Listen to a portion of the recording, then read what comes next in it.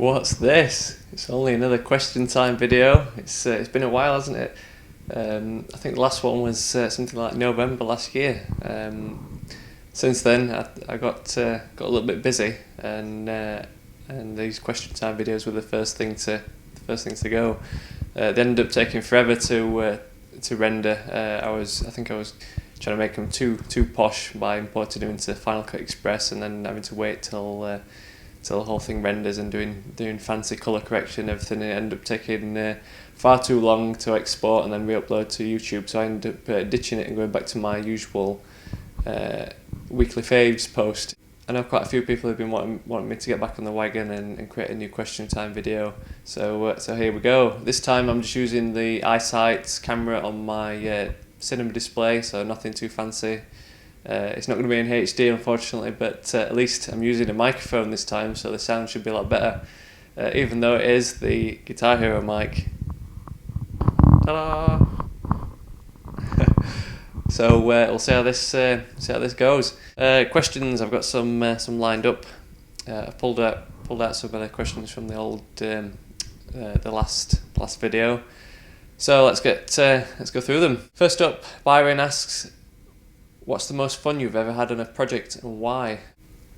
I think the most fun projects I've ever done, probably my personal ones. I mean, that's not to say I've not had fun on client jobs, but with me having my blog, it gives me the opportunity to create designs that I'd otherwise probably never get the chance to. So things like the Expendables movie poster with the skull and all the array of guns. That's something that caught my interest, and I just had loads of fun creating it. Similarly with the Tron design, I didn't post that on my Spoon Graphics blog, but after seeing Tron, I got the urge to spend the evening creating some sort of like Tron fan design. So it's usually my blog tutorials that I have the most fun on. If I was to choose a client one, it'd probably be the Vivid Ways project. I've had good fun with Scott. He's probably the perfect client. He loves more or less everything I do, and that design's got some good feedback and good exposure. So that's probably the most enjoyable client one, and for personal ones, it's more or less every tutorial I do. Roland asks, how often and when do you start paying for plugins for WordPress, galleries, jQuery code and so on? I guess when the plugin that I'm after is quite rare, and if I find one that does everything that I want it to, but it's a premium one, I'm more than happy to pay for it. So I think WordPress wise, I'm using mostly free plugins, with the exception of the membership plugin. I can't remember how much that costs, but no, I can't remember.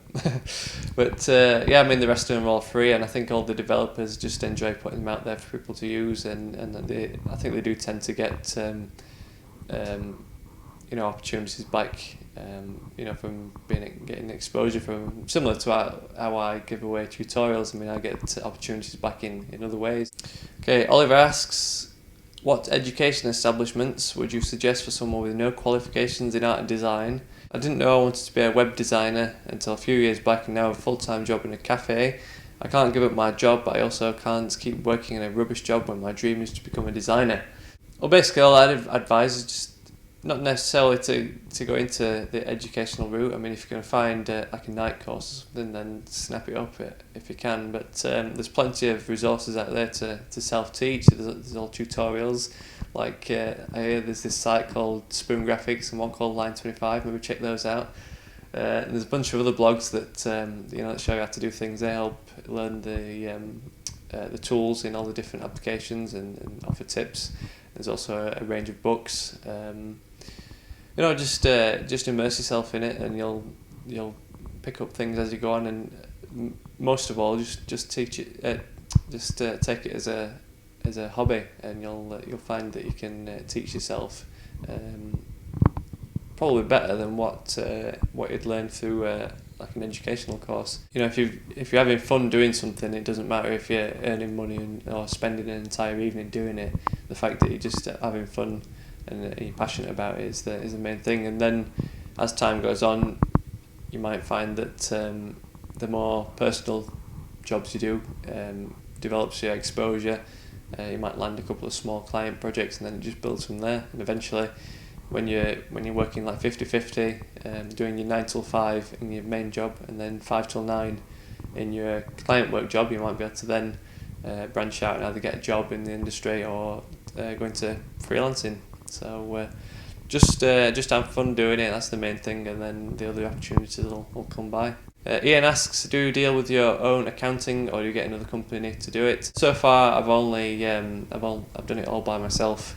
We did go on a couple of the HMRC courses just to get an idea of what sort of things you can claim taxes back on and all that. And I don't do all the VAT stuff. I just keep it quite simple as just doing my self-assessment every year. With that said, though, I think next year I'm going to hire the help of an accountant. We've actually got an accountant next door, so I think I'm going to hire him for some additional help. There's got to be loads of things that I'm not claiming for that I probably could do, and it's just the extra work and figuring it all out that's up my street. So I think next year I'm probably going to hire a bit of help to hopefully keep my tax payments down. That's about it. So let me know what you think to this lo-fi approach, just using the webcam on my monitor rather than the camcorder and importing it into editing software and everything. And also I want to know what you think of these question time videos as opposed to the weekly faves.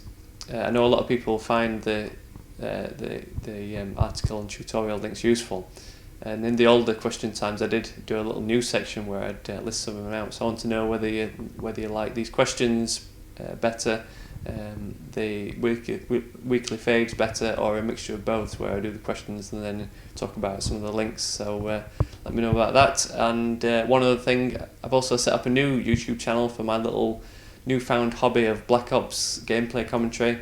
It's my little gaming channel where I post my Xbox footage and I have some fun with that sort of stuff. Nothing to do with design, but I think there's probably a few of you out there who might be interested, so stop over there and subscribe if that sounds interesting.